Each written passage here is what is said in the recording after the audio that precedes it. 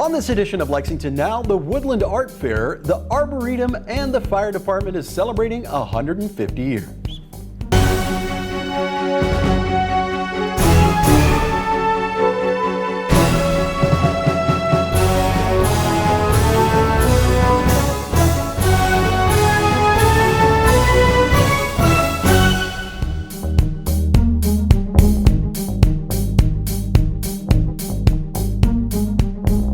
I'm Neil Noah, and welcome to Lexington Now for the week of August 16th, 2021. The Woodland Art Fair is returning to downtown this weekend, but as with so many other things during the pandemic, there are some changes. Here's Amber Loran. The Woodland Art Fair is one of the City of Lexington's largest events and oldest events. I think we're in our 42nd year. This is a partnership with the Lexington Art League. All of the artists apply, and it's a competitive process.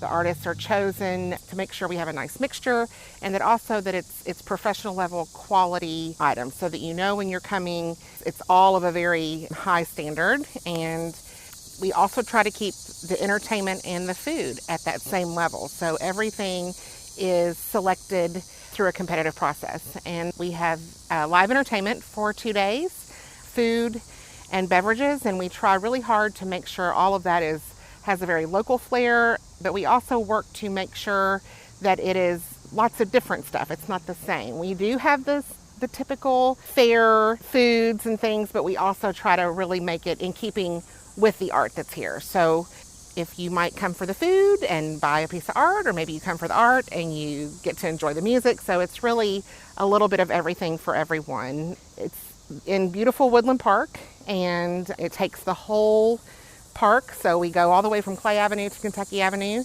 Numerous times it's been voted a top 50 and top 20 art fair in the United States.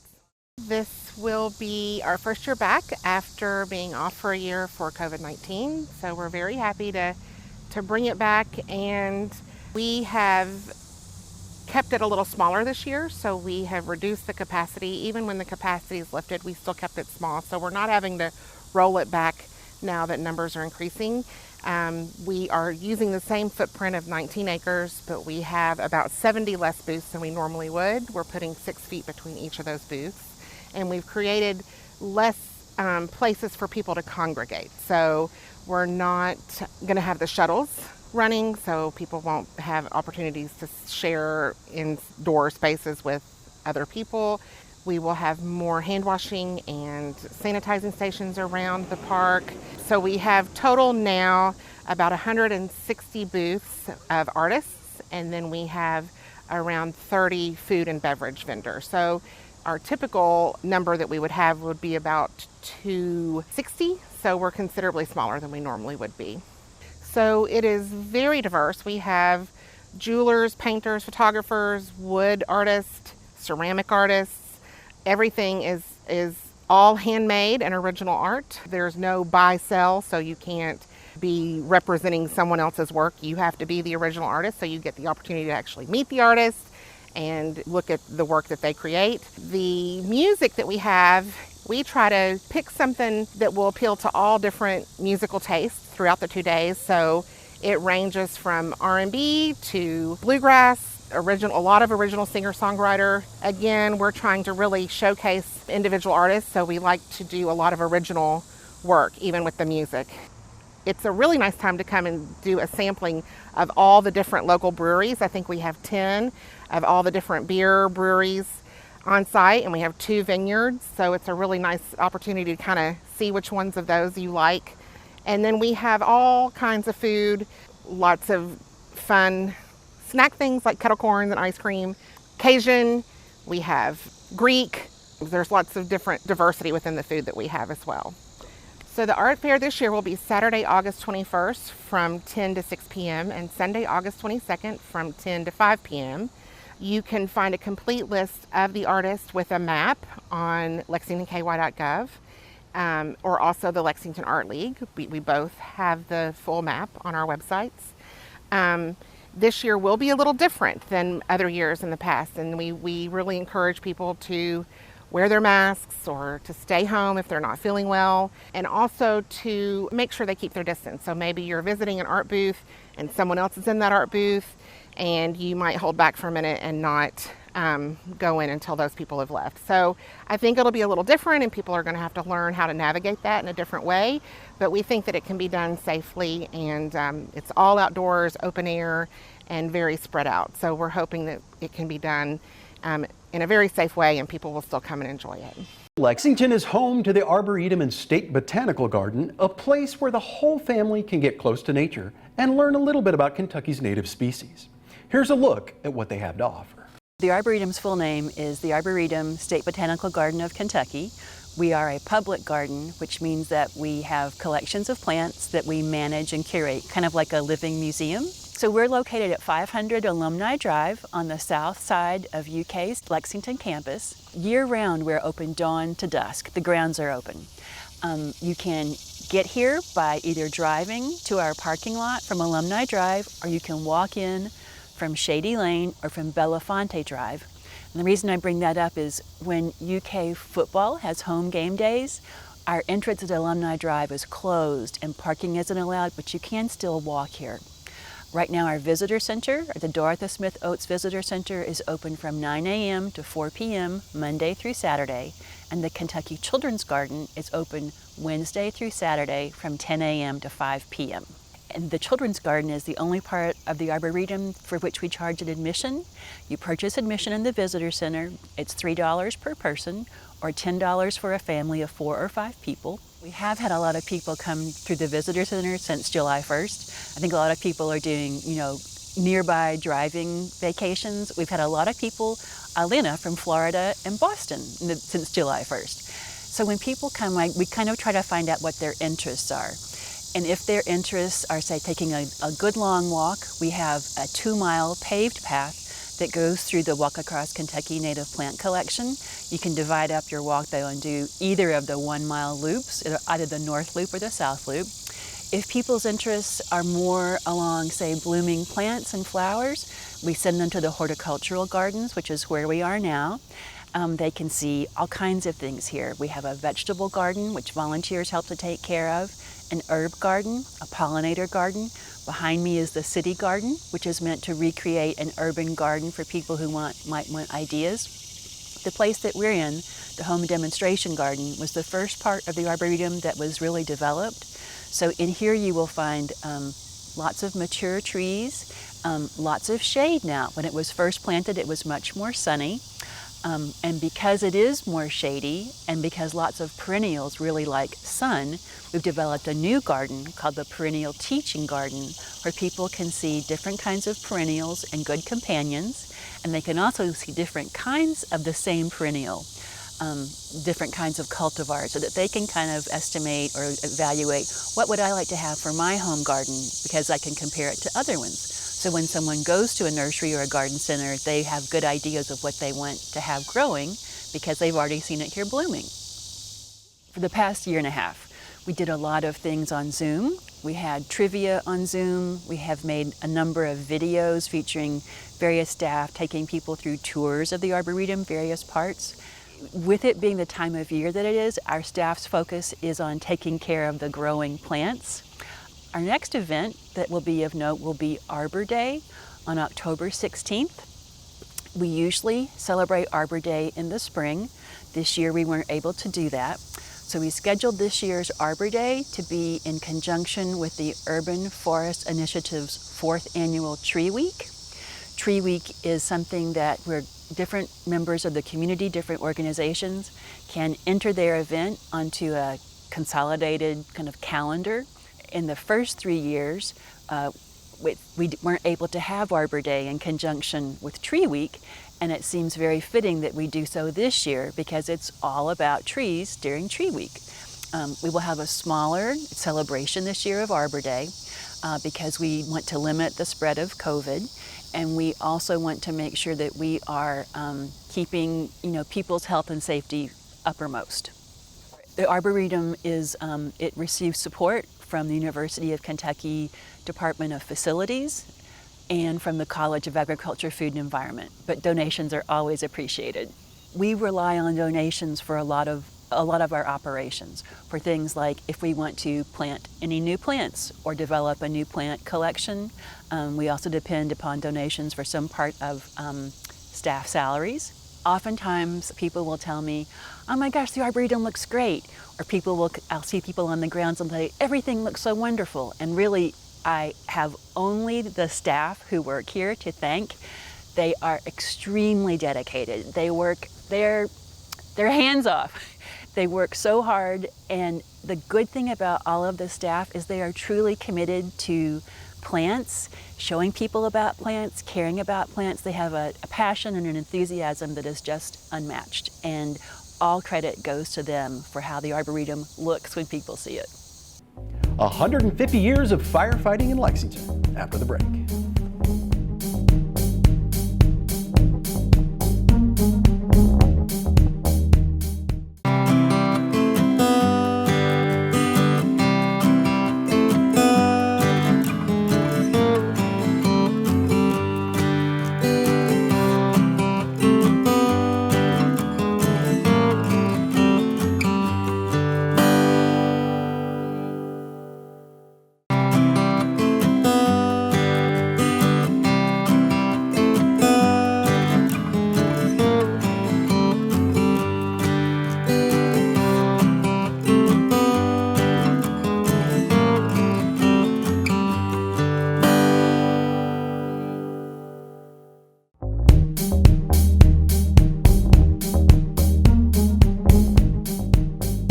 Welcome back to Lexington Now.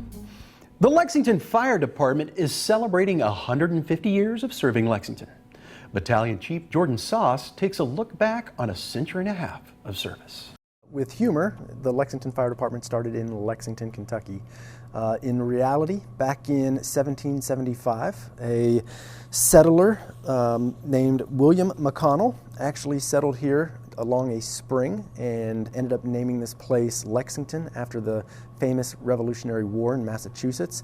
And then in 1790, the prominent members of the community at that time ended up meeting at a place called Brent's Tavern, and they ended up forming what they called the Lexington Fire Company.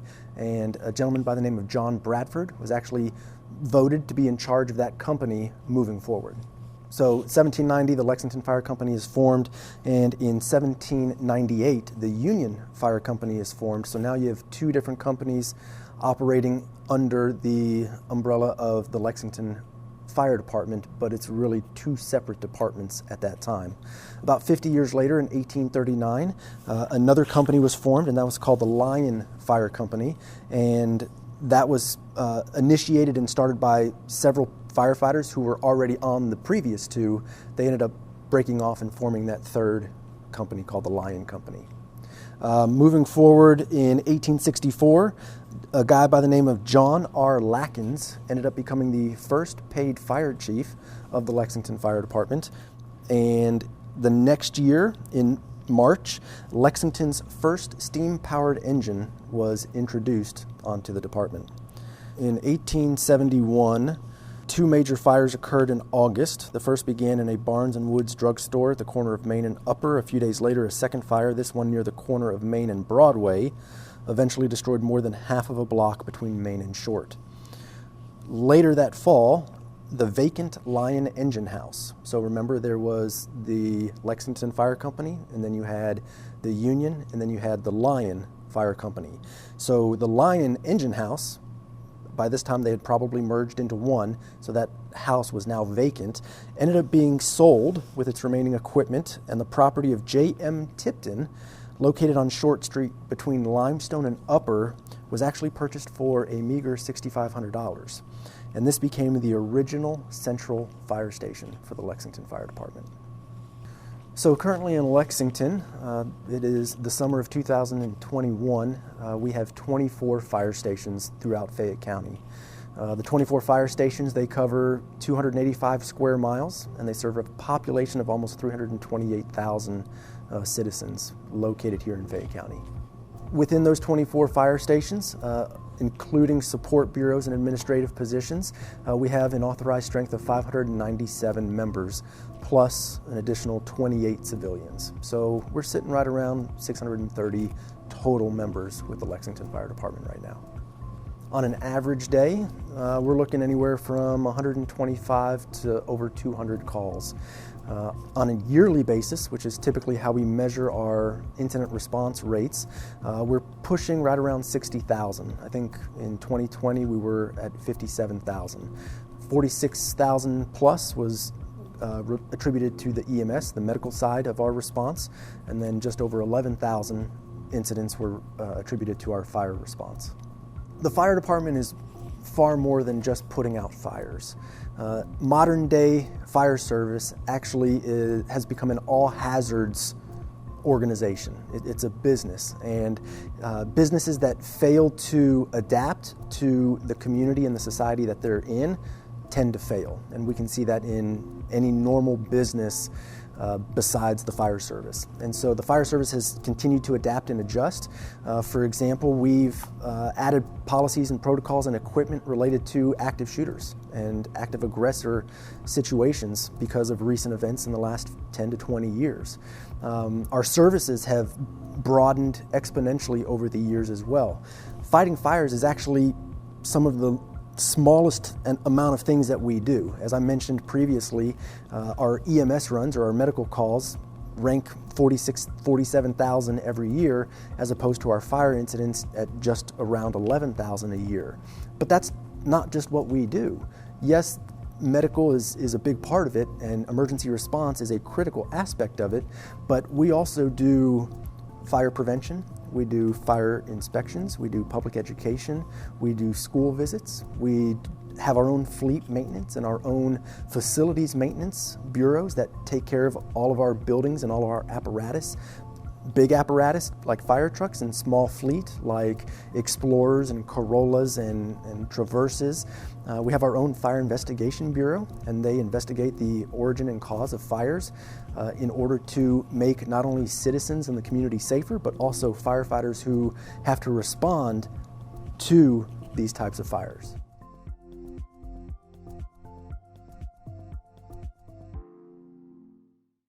August is Bystander Awareness Month, but what exactly does that mean? We spoke with Dawn Runyon this past spring about the Green Dot program. Hi, I'm Dawn, a community Green Dot facilitator for the City of Lexington. Green Dot is a national violence prevention strategy that is proven to reduce rates of intimate partner violence and child abuse in schools and communities. It's a simple program that uses small actions to help make a difference for someone who may be in harm's way. Rates of intimate partner violence are already higher than the national average in Kentucky, but together we can do something to end that. You can help end that. You may have noticed yard signs popping up throughout your neighborhood, or seen posts on Facebook or Instagram asking, "What's your green dot?" These are from people and organizations who have already decided to do their part to help make our community safer. By learning how to be active bystanders, they're doing their part to help make Lexington a city where domestic violence, sexual assault, and child abuse are no longer tolerated. We're inviting you to be a part of Green Dot Lexington too. Whether it's at your work, your place of worship, or even with a group of friends, we can provide a short training to prepare you to help make choices to make a positive outcome for someone that you know and care about. To learn how you can help make your community safer, visit us on our website at lexingtonky.gov/Green Dot. And like and follow us on Facebook and Instagram at Green Dot Lexington. There are several meetings at City Hall this week, and we bring most of these meetings to you live. Check out our website for the most accurate and up-to-date coverage of city business. Here's a look at this week's live meeting coverage.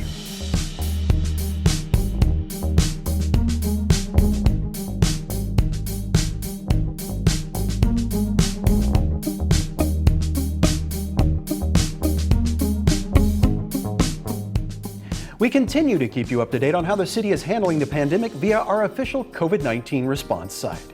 including testing and vaccination sites. Simply click on the banner at the top of our home page.